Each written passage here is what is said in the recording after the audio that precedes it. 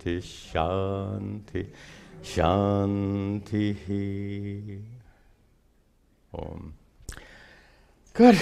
Welcome back. Welcome also to the all those watching this satsang online, either live or after the fact. We have a lot of nice questions. Again, we'll take both questions from our online students and local students. And as always, there are more questions than we can answer, so I apologize in advance if we don't get to your question. First question from Maya, who lives in Singapore. I think we've heard from Maya before. She asks,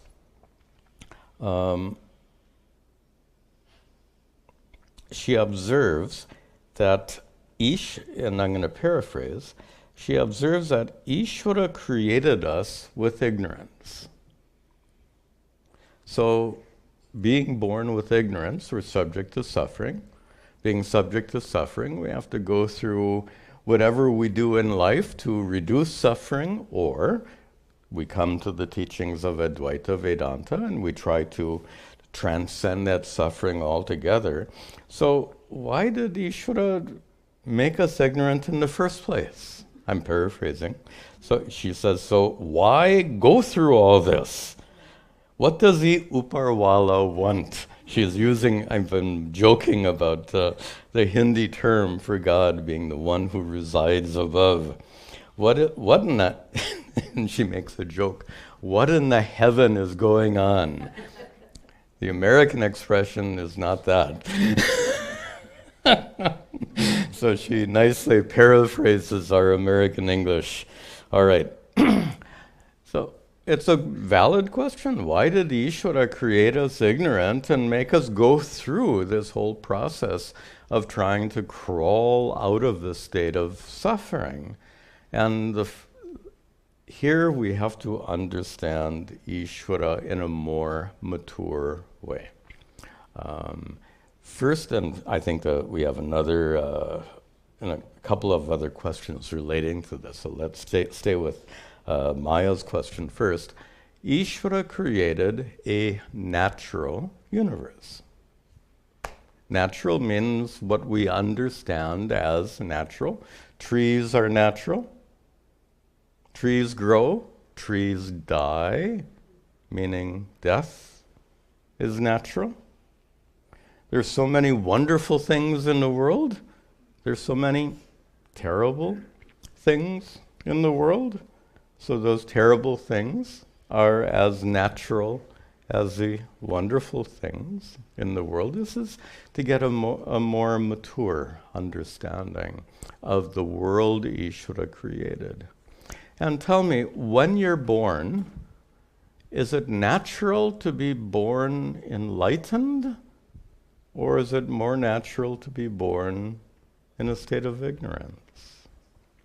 So that is the natural world into which we're born. We're born ignorant. And as we gain knowledge, we become more effective in reducing the suffering we experience due to worldly situations. But we observe that no matter how hard we try, we can't fully eliminate the suffering due to worldly problems. Therefore, we come to these teachings of Advaita Vedanta for the sake of fully transcending that worldly suffering. So, what in the heaven is going on? That is what is going on. Whatever is going on, we say is natural. Natural means as the world exists. Notice that our starting point is absolute realism. We take the world as it is. And elsewhere I've explained why many people misunderstand Advaita Vedanta as saying that the world is an illusion. And that's absolutely untrue. That's not our topic here. I won't get into it. But the world is taken as a reality. Not the ultimate reality, but as a reality, and we have to deal with it appropriately. Okay. Next question comes from Arun, who lives in Bangalore. What is the relationship between chidabhasa and ahankara? Can these terms be used interchangeably? Absolutely not. But let's understand what these terms mean. Chidabhasa is a term we've been using in many classes, especially maybe Arun is watching or attending our Upadesha Sahasri class, where we get into these topics quite a bit. Chidabhasa literally means reflected consciousness. It means consciousness made manifest or reflected by your mind, by your thoughts, by everything happening in your mind. And that leads to a very abstract understanding of what is chidabhasa, reflected consciousness. What in the world does that mean? I mean, it's an idea that's remote to our experience. We can imagine reflected light. We can imagine an image reflected in a mirror, which is why we use that metaphor so much. But we can't imagine reflected consciousness. It's not within the scope of our experience. So, as I just suggested, it's a metaphor we use. It's a metaphor to describe experience. And here's my first suggestion. Whenever you read chidabhasa, start off by replacing it mentally with the word experience. Later, come back to the word chidabhasa. But to get your first understanding, first level of understanding, start off with experience, because chidabhasa is experience. It's nothing but experience. In the word, however, chidabhasa, there's an attempt, notice I said an attempt, an attempt to explain how experience arises. And how experience arises is surprisingly one of the big mysteries of life. Hard to understand how, if the fundamental reality that is your nature is consciousness, pure consciousness. Consciousness without limits, without boundaries, consciousness which is undifferentiated and unchanging. We won't go into all, there's a lot of teachings behind all those words. If that consciousness is your true nature, and if mind is a very worldly kind of thing, and we understand consciousness to be a fundamental reality, and mind to be not a fundamental reality, then we get really confused, and that is, how can these two utterly different things, consciousness, a fundamental reality, and mind, which is not a fundamental reality, how can they interact? This is a profound philosophical question. Let me help you understand how significant it is. If in your dream there is an ocean and you are awake, can you go bathing in the ocean in your dream? Silly, right? Suppose it's the other way around. If you're laying on the beach next to the ocean and you're sound asleep, you can't bathe in that ocean. What I'm suggesting is that these two states of experience, waking state and dream state, are utterly separate. There's no interrelationship possible between the two. Why? Waking state is more real than dream state. Dream state exists. You can't deny that dream state exists. Dreams exist, but the dream world is less real than this world. So when you have two levels of reality, waking reality and dream reality, there's zero possibility of interaction between the two. Okay, you're with me so far? This is so important, and now we get in trouble, because your consciousness is a fundamental reality. Your mind is part of the world, which is not a fundamental reality. It's less real than consciousness. We got a big problem. You see where the problem is? If consciousness is more real than dream, then there's no relationship possible at all. How do we explain it then? How do we explain? So if we acknowledge that there is no relationship possible between consciousness and mind, how do we explain experience? There are several ways of doing so. We've been talking in our class, our Upadesha Sahasri class, a lot about Pratibimbavada, the reflection metaphor. There's also Avachedavada and Abhasavada, which are two other metaphors to describe how experience occurs. So let us understand. The word chidabhasa refers to this Pratibimbavada and gives an explanation of how experience can take place when there's no possibility of relationship between consciousness and mind. And what is said is that mind has a property of reflecting consciousness. So it's not that the consciousness doesn't interact with the mind, but rather is reflected by the mind. In other words, consciousness doesn't get inside the mind or do things like that. There's no actual interaction between thoughts and consciousness. But we say that like a mirror reflects an image, the mind has a capacity for reflecting consciousness. And the mind being not a stable thing, but a very dynamic thing, if consciousness is reflected from this very dynamic thing, you would expect the reflection from this very dynamic mind, the reflection to bear evidence to the fact that the mind is this very...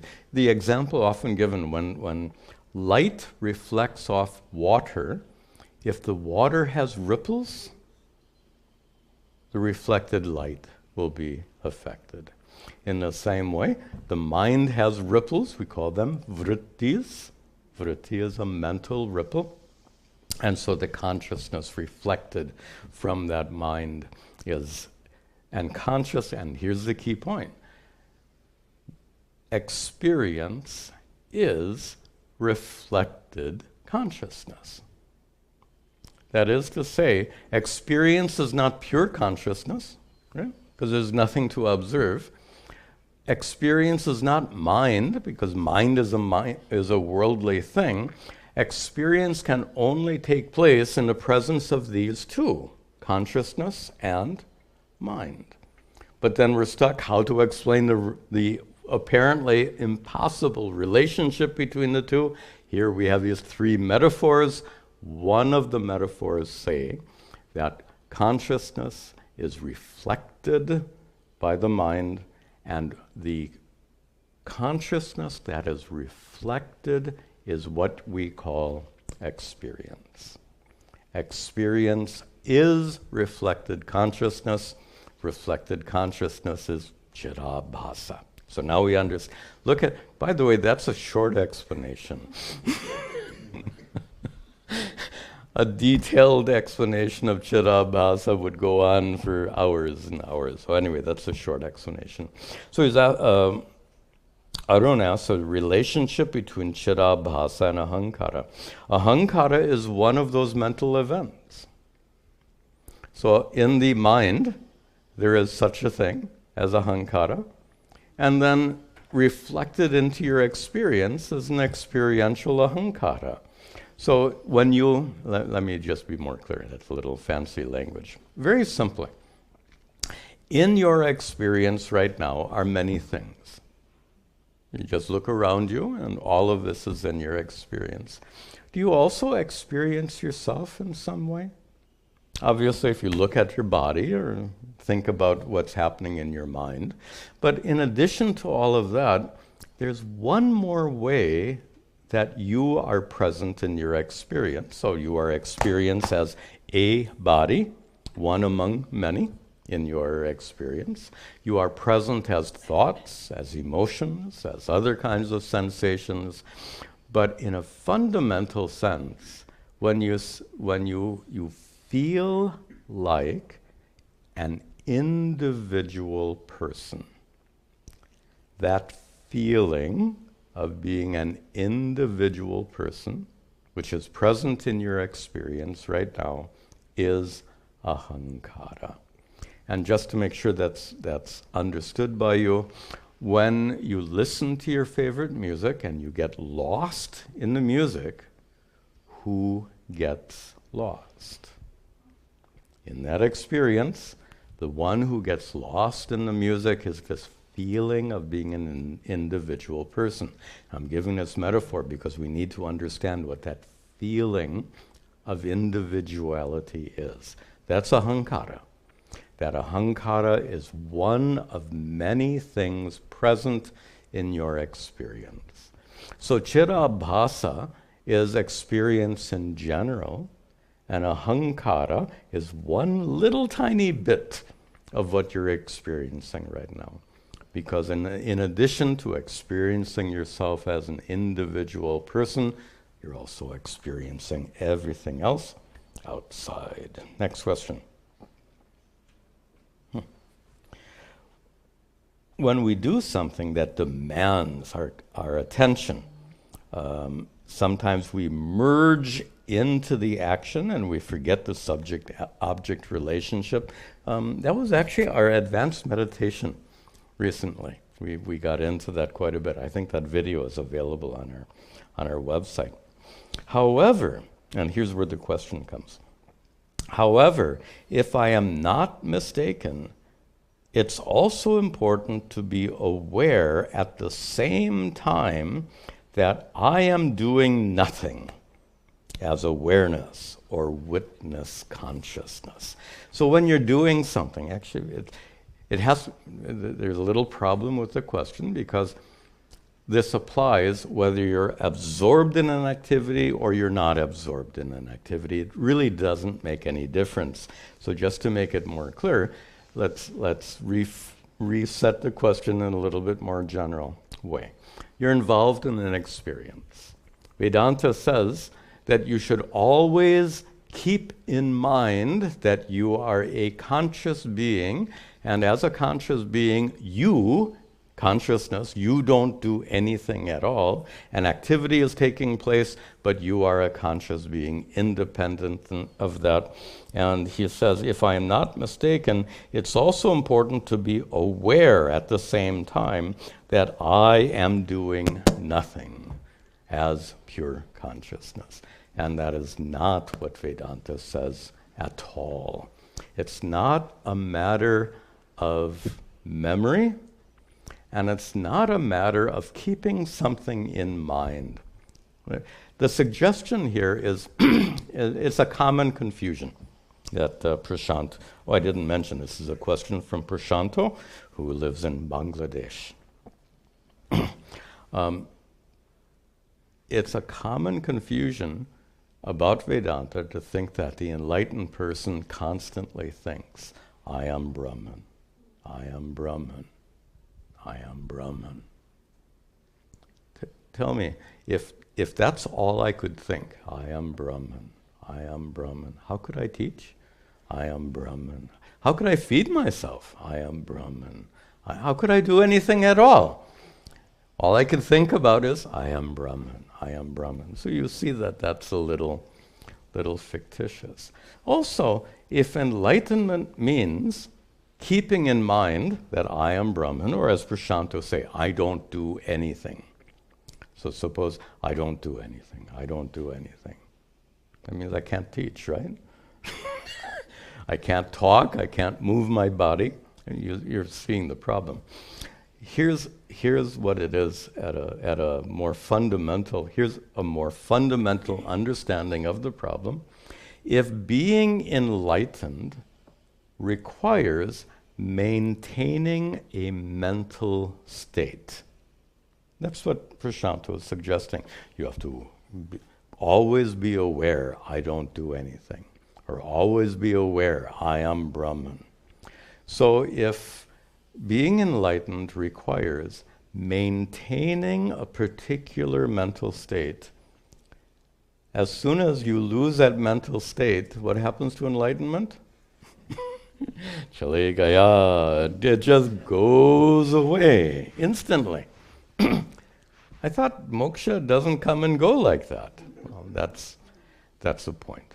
And it's a further point that no one's mind can be perfect. Even an enlightened person has a human mind, and there is no such thing as a perfect human mind. So the enlightened person does not reach a state of mental perfection which never goes away. That is not part of the human experience at all. So but moksha doesn't come and go. So then what is moksha? If moksha is not maintaining a particular state of mind, what is it? Not a state of mind. Moksha is knowledge. Knowledge not in general, but knowledge of your true nature. Knowledge that I am Satchidananda Atma, I am Brahman, that knowledge. And knowledge doesn't come and go. Mind changes like the weather, but knowledge doesn't come and go. And you don't need to, do you have to, if you have some knowledge, do you have to remind yourself now and then? For example, you know who you are. Do you need to remind yourself now and then? You have to look in the mirror and say, yeah, that's me. Right? You don't need to remind yourself. You don't need to you don't have to go on saying, I am Swami Tadatmananda. Otherwise, if I forget, I might start behaving like a monkey, right? I'm just being silly to make a point. And that is, self-knowledge is not a matter of memory. It's not a matter of maintaining a certain condition of mind.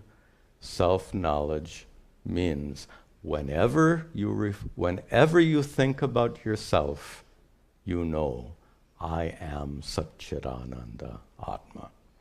It's like whenever you use the word I, or better yet, when you thought about the word I, whenever you asked the question, who am I? You would always come to the right answer. I am Satchidananda Atma, I am Brahman. So that knowledge is enlightenment. Enlightenment is not maintaining a certain condition of mind. Okay, one more question here. This is a question from Om Prakash, who lives in Texas.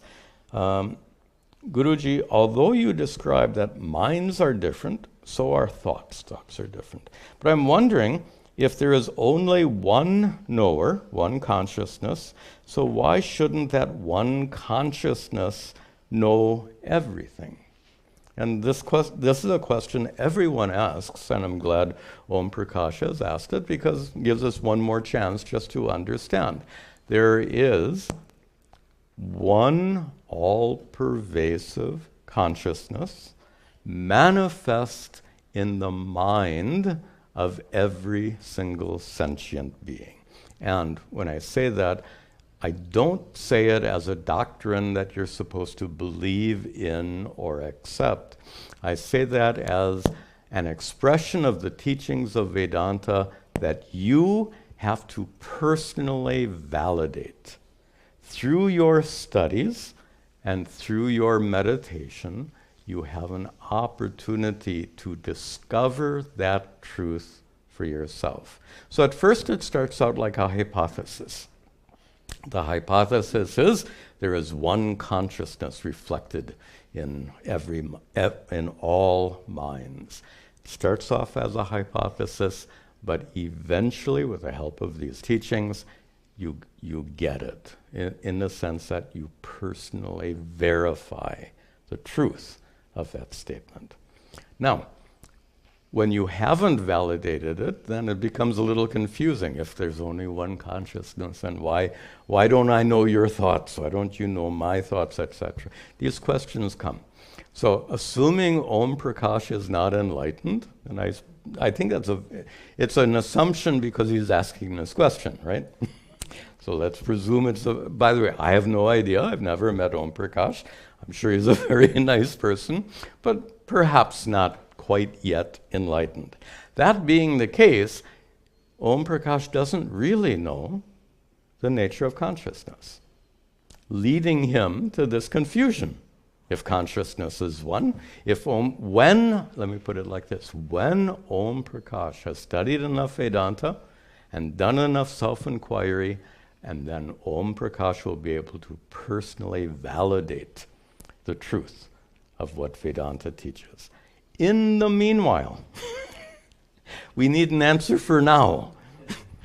If you ask me a question, I can't just say, well, when you're enlightened, you'll understand. That's not very helpful. So an intermediate answer goes something like this. If you ask the question, Swamiji, consciousness is one, my consciousness reveals my consciousness, the same consciousness reveals my thoughts and your thoughts. So Swamiji, why don't I know what's happening in your mind? The answer is this. Who's asking that question? Does consciousness ask the question? Or does Om Prakash ask the question? There's the answer. So consciousness is not asking, why don't I know? Om Prakash is an individual person with his own body and mind, and the thoughts in Om Prakash's mind are stuck inside that mind. The thoughts that are in my mind are stuck inside. By the way, that's usually a good thing. Imagine if your thoughts got out and could infect everyone else. Eey. Or everyone else's thoughts could infect you. What a horrible existence that would be. So, Om Prakash's thoughts are stuck inside his head. My thoughts are stuck inside my head. And the one who asks the question is the one who has a head, right? Not consciousness. Okay. Do we have some questions here? We'll take a question in back first.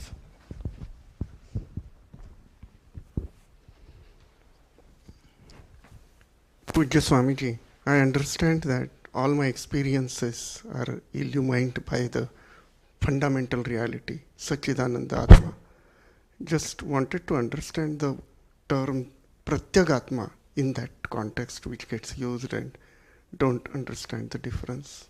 Difference between? Pratyagatma and Satchidananda Atma. No difference whatsoever. Okay. Yeah, so it's just every word has a certain context. So when we say, when we're talking about the nature of consciousness, we'll use terms like Sat, Chit, Ananda. Consciousness is Sat, a fundamental reality. Consciousness is Chit, that which reveals the activities of your mind. And consciousness is Ananda, full, complete, infinite, vast. So those words then are used to describe the nature of consciousness. Suppose we wanted to describe, however, the relationship between consciousness and me. That's a different context. Is that the microphone? I don't know. We'll just turn it down. If we want, so one context is what is consciousness, and another context would be what is my relationship to that consciousness. And when we say that that fundamental reality, you nicely use that expression, that fundamental reality is not only Satchidananda, that fundamental reality happens to be me. It happens to be antaratma, or pratyagatma. Pratyak means inside. So the Atma, the self, Atma simply means self in this context. The inner self, that fundamental reality is me. So every words for Atma describe Atma according to the context. If you want to know what is it, Satchidananda. What is my relationship to it? It is pratyagatma, my inner self. There's a question here. You'll need the mic. So for in the Upadesha Sahasrari, my mind's been stuck on in regards to if consciousness flickers on and off, right? If Sri Shankaracharya were here, and if he used Schrodinger's cat experiment, how would he describe that phenomena? I have no idea. Okay. I couldn't make that connection. Okay. Yeah, I think Schrodinger's cat is part of quantum theory. It's such a subtle and confusing topic, and I don't have the skill to explain quantum mechanics and then further the relationship between quantum mechanics and Advaita Vedanta. I'm not the person to do that, so I really can't address it. Okay. Any other question here? You're okay? Okay, let's take some more questions online. Next question from Stefano, who's a yoga teacher in Spain.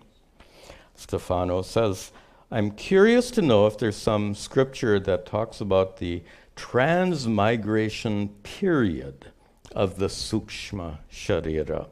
That means after one's death, reincarnation is considered to happen after some period of time. What period of time? And if you can find any, there might be some scriptures that actually attempt to give a fixed time limit to it. But the fact is, I think a much more realistic approach is we don't know. How long does it take after the death of a person before the person's sukshma sharira, the so-called soul, before it reincarnates? We don't know. However, there are some traditions which suggest a length of time. For example, when funeral ceremonies go on for 11 days or 13 days, that suggests that after 11 or 13 days, perhaps reincarnation has not yet taken place. It's a suggestion. It doesn't prove anything. We have to deal with this about the doctrine of karma. The doctrine of karma can be explained in a very logical, scientific manner. Usually it's not, but it can be explained and very thorough, very scientific. But let's be very clear, the doctrine of karma is not a scientific theory. Why? Science deals with that which is observable. Can you observe sukshma sharira? Can you observe things called punya karma and papa karma? You observe the action, but you cannot observe a result which has not taken place yet. It doesn't exist. It will take place sometime in the future. So the whole doctrine of karma is based on things that are unobservable.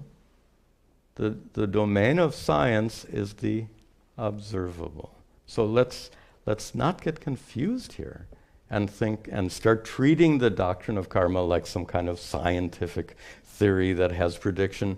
One of the famous things about scientific theories is they can make predictions.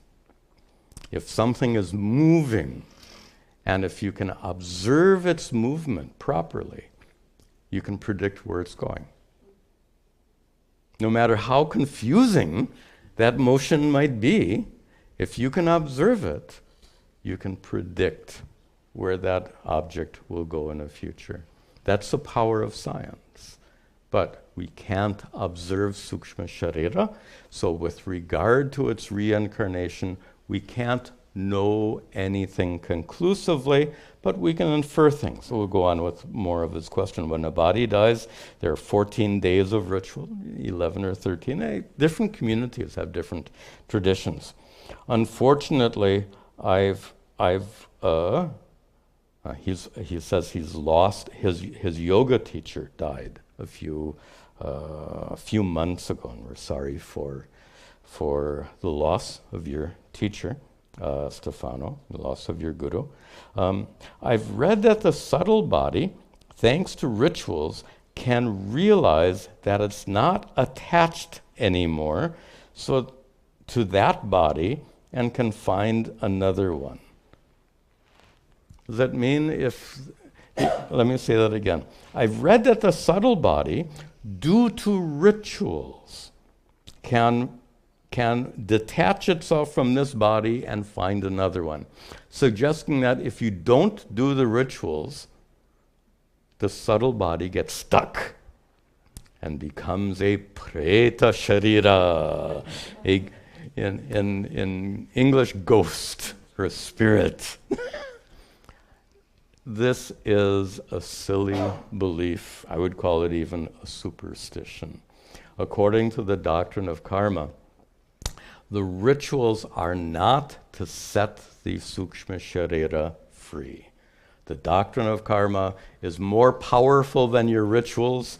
If you do them or if you don't do them, you're not going to override the power of karma.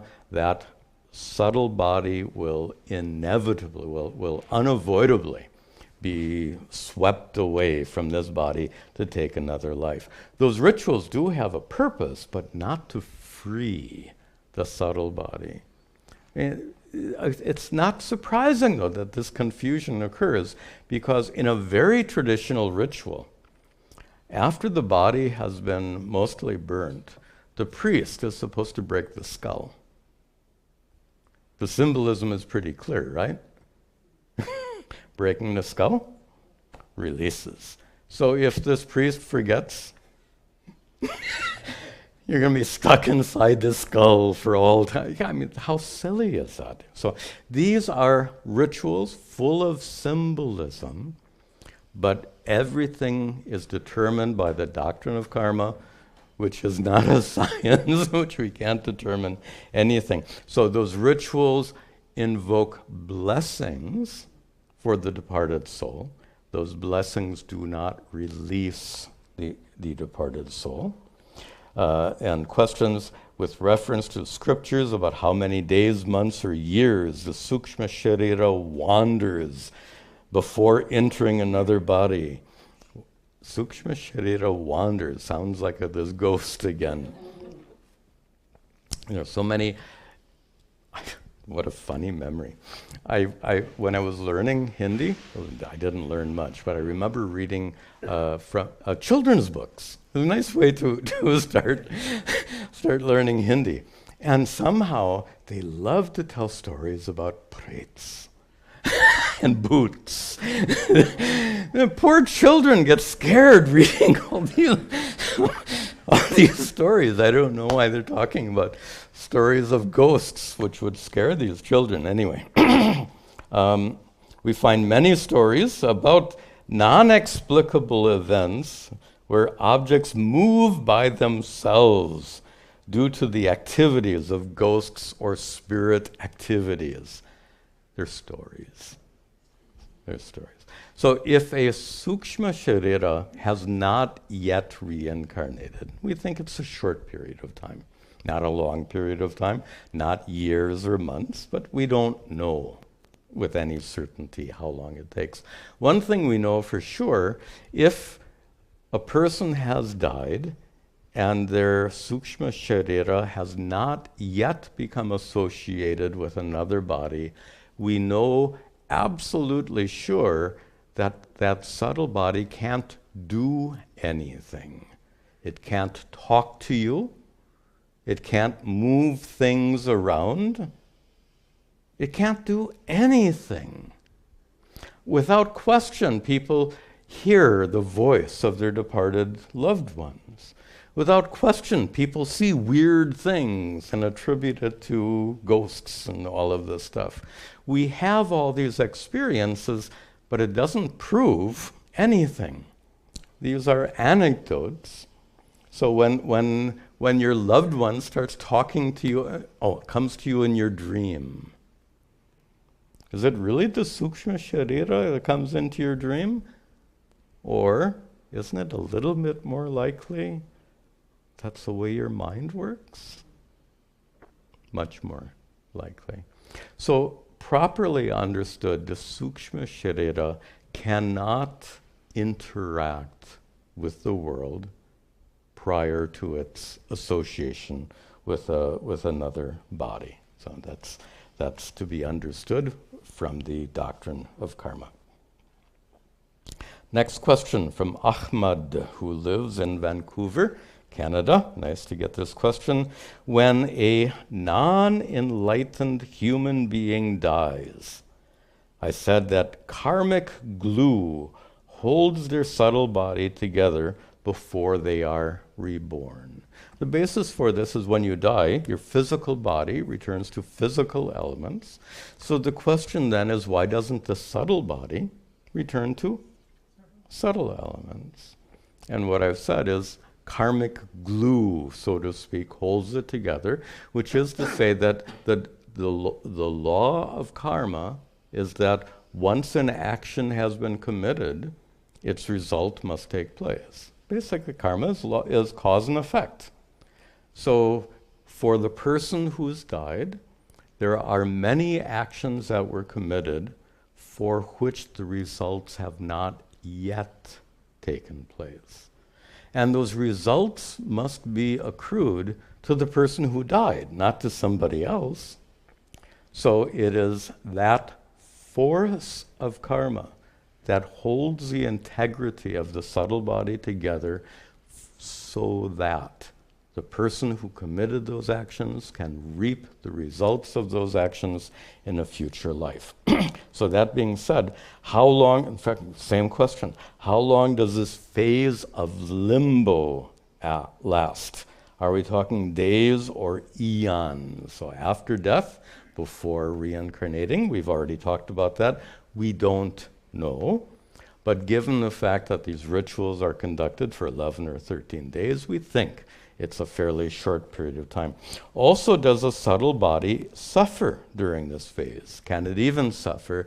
And I said the subtle body, when it's detached from a physical body, it can't do anything, nor can it experience anything. To experience anything, like suffering, you need a mind. And everything in that subtle body is in a resolved condition. They call it bija avastha, a seed condition.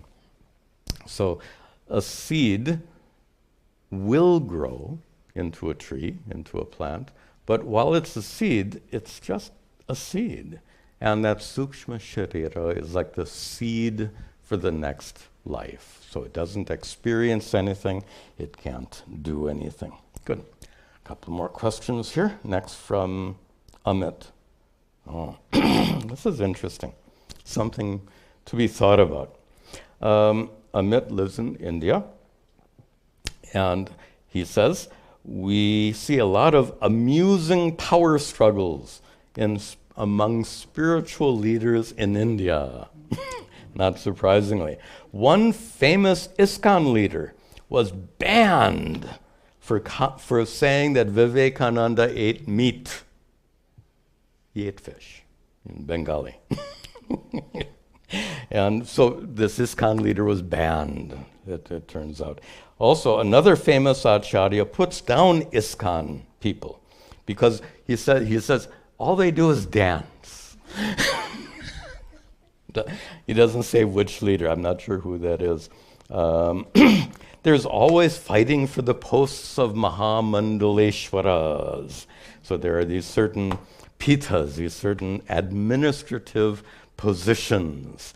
And we have different swamis vying to be the head of this ahankara or these different spiritual groups. And spiritual politics is what it comes down to. Speaking of spiritual politics, what's going on in Rome right now? The Pope has just died. And now they are choosing, a group of cardinals are choosing who will be the next Pope. Do you think their choice will be guided by only spiritual goodness? Or do you think politics might have a role? So my point is that this kind of politics is innate in the human character. We are political beings because we relate to one another. We don't live in our own bubbles. We relate to each other. So all of this politics comes on. So we're coming up to his question. Also, Sri Ravi Shankar takes pot shots at Sadhguru. Oh, I'm not getting all this gossip. I'm out of the loop. So I'll paraphrase here. So Sadhguru says that Lord Shiva appeared on this planet and walked on this planet as a powerful being. Of course, the scriptural evidence for that is lacking. Ravi Shankar is more tied to scripture. Sadhguru does his own thing. Sadhguru doesn't care about scripture. Ravi Shankar does care about scripture, so they have very different orientations. So for Sadhguru, Lord Shiva was walking around here like Sri Krishna. There's scriptural evidence for Sri Krishna. There's no scriptural evidence for Shiva, but who cares? Anyway, he goes on and on and on. Oh, this is interesting. You'll like this one. So Sadhguru has apparently has created 3 temples in his lifetime. And the criticism was, you created 3 temples. This Pramukh Swami of Babs has created hundreds all over the world and wonderful temples. So the point is, people love to find fault. Yes, paishuna is the Sanskrit term, fault finding. You look at anyone and find faults. So you can look at Sadhguru and find his faults. You can look at Ravi Shankar and perhaps find his faults. You can look at ISKCON, find its faults. Whoever, if you're looking for faults, what will you find? We see what we look for.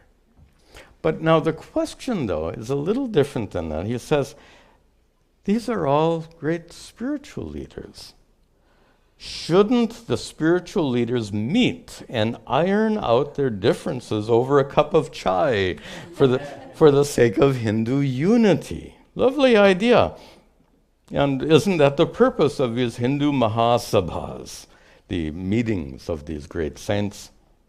And he observes, interesting, Amit himself makes this observation. These Mahasabhas, they're meetings of saints, we'll call them. He says, but the heavyweight gurus skip those Mahasabhas. Very interesting and insightful observation Amit makes here. First of all, why don't these spiritual leaders, instead of finding fault with each other, why don't they get together and work for unity? This shows the human weakness. And it also calls into question whether or not they're enlightened, honestly. If you're really enlightened, what would motivate you to find fault in someone else? Think about it. If you are enlightened, even if you see a fault in someone else, would you be inclined to tell everyone, oh, look at that fault? What would be the motivation for doing it if you really were selfless in a human sense? So this kind of behavior calls into question whether or not all these spiritual leaders are truly enlightened. Someone who is truly enlightened will have no natural inclination to cause harm to others. It's kind of a big topic, so I don't want to get too far into it.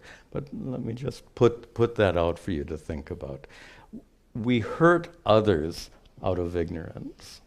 We hurt others out of our own agenda, our own raga, dvesha. Well, the enlightened person is one who is free from all of it.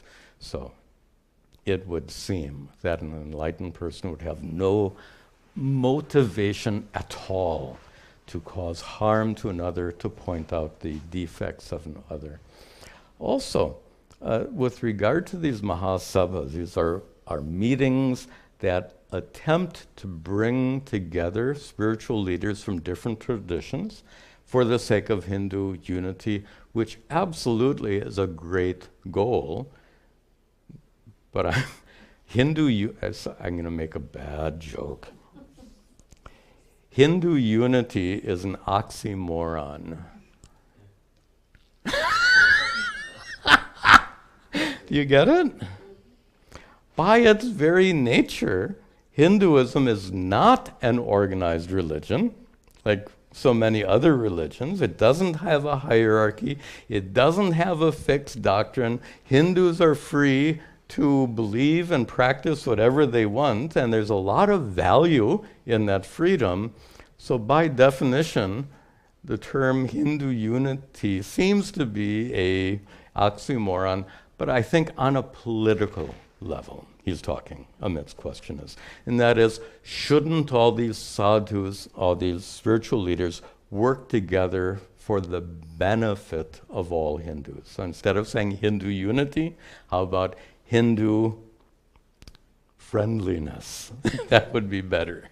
Unity, I think, is an impossibility, but definitely connection, community, without question.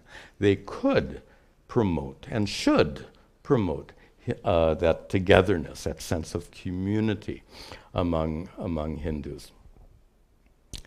Amit's observation is that many of the great spiritual leaders don't attend these sessions. That doesn't surprise me, because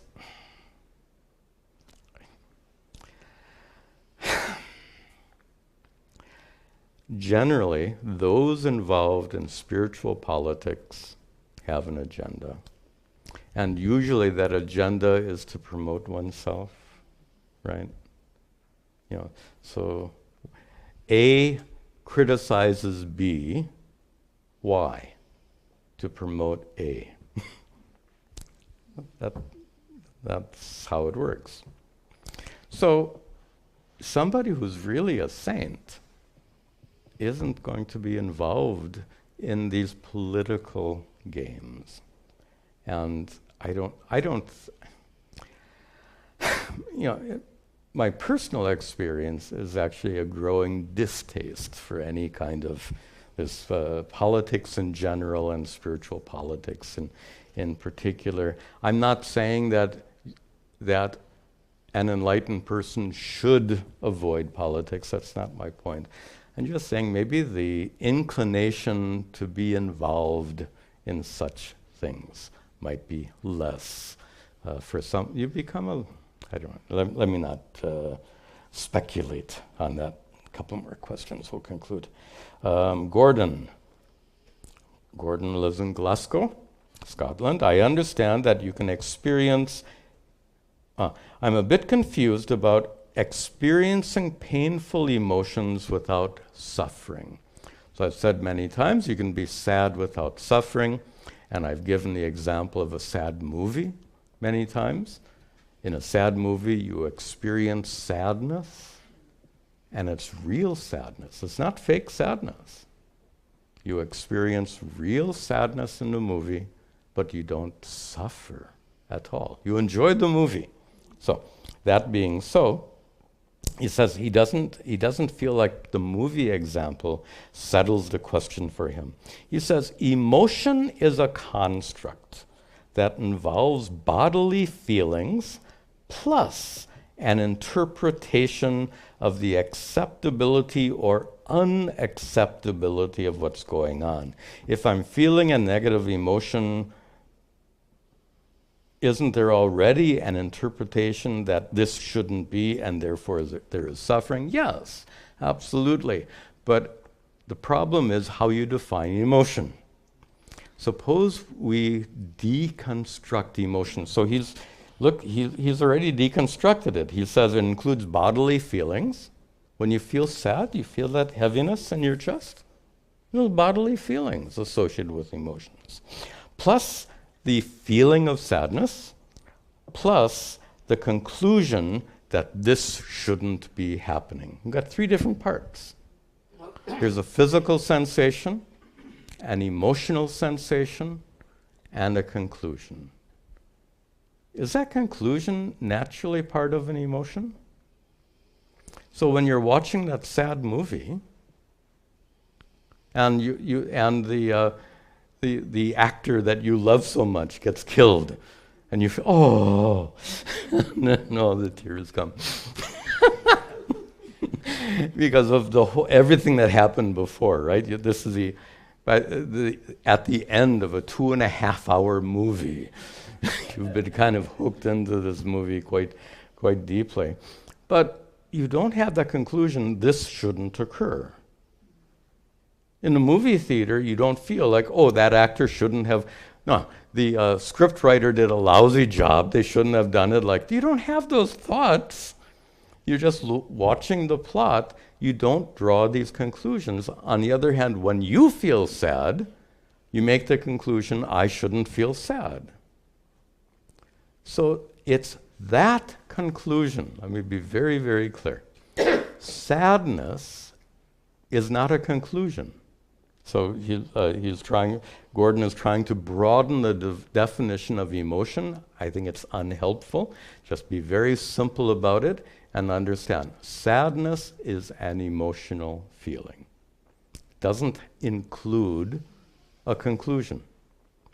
In the movie theater, you experience sadness without any conclusion that, oh, he shouldn't have died. The scriptwriter should have done something different. You don't have those conclusions. But when you feel sad, it's accompanied by a conclusion. I shouldn't feel sad. And this raga dvesha, I want this sadness to go away. That's where suffering comes from, all of that. Sadness in and of itself is not suffering.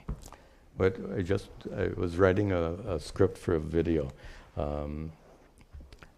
Sadness is natural, suffering is optional. Easy. It's simple. Sadness is natural, suffering is optional. Last question. This question comes from Jimmy. Jimmy says, you mentioned that we live in a dualistic world, but isn't that an illusion if there is really oneness? Well, this is the common misunderstanding of Advaita Vedanta. We live in a world of duality.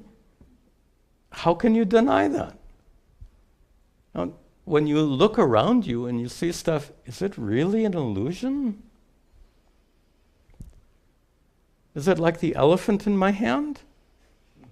If you see an elephant in my hand, that's an illusion. In fact, that's a hallucination. You might want to see a doctor. If you really see an elephant in my hand, that is an illusion. My hand is not. This is a world of duality. What Vedanta says is that underlying this world of duality is a non-dual truth. There is a non-dual reality because of which the world of duality exists. So the non-dual reality is a truth. The world of duality is also a truth. It happens that one is more real than the other, like like what's happening right now is more real than a dream? What's happening right now is more real than a dream, but better example. Where's my pot? There it is. Suppose I have 2 pots. I don't need 2, but if I had 2 pots, they're both made of one clay. This is the simplest way to understand the relationship between duality and non-duality. You can have a gazillion pots made of clay. One clay, gazillion pots. No problem. That's a simple way to reconcile duality and non-duality.